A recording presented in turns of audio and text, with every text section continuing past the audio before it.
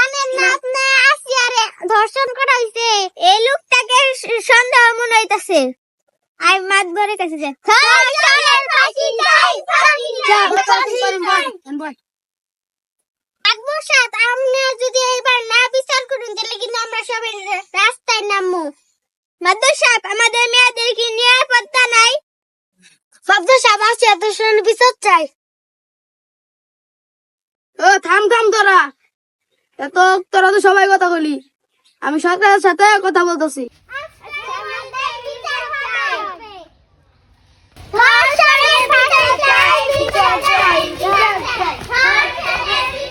মাতবর সাহেব, এই কেউ নাই সত্যি একটু আগে গেল মানুষে কেউ না লিখে। মাতবর সাহেব, আমার যদি কোনো জ্ঞান জাম হয়